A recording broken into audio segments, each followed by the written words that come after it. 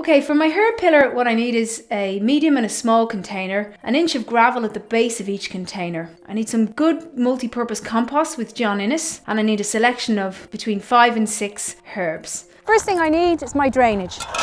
It's really, really important that you put drainage at the bottom of containers so that compost doesn't become saturated. Herbs are generally speaking from Mediterranean countries, so they like it warm and they like a bit of heat. The next thing I'm going to put in is my John Innes compost. So half fill your container and compact the soil down so that my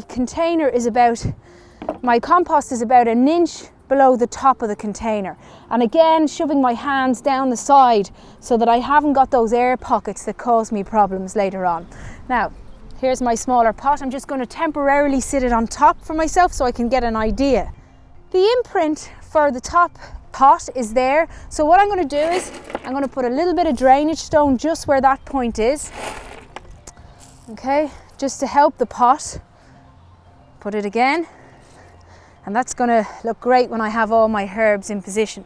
Okay, so I've selected a nice array of herbs, ones that I would probably use all the time in the house. So what I do is I take my plant out of its pot, I give the roots a squeeze. You know, you want to loosen them up a little bit so that they're not wrapping around themselves once they go into the container. And put it in here to the side. They smell great when you start to put them in. Okay, what I have is 5 plants for around the outside. And of course the thing is you're cutting back with your herbs all the time, so they stay, you can control them easier. It's not like they're going to take over. The only herb I really make sure I only ever keep it in a pot on its own would be thyme, because it just is so vigorous, it takes over everything. In the top one here, what I'm going to do is I'm going to use rosemary. I use rosemary a lot. So here we go. Now, what I also do, again, because of the herbs and because they're coming inside to be eaten, is I use a little bit of grit around the outside of my plants. All it is it makes it a little bit harder for the slugs to get around. And it looks quite nice, it finishes it off well.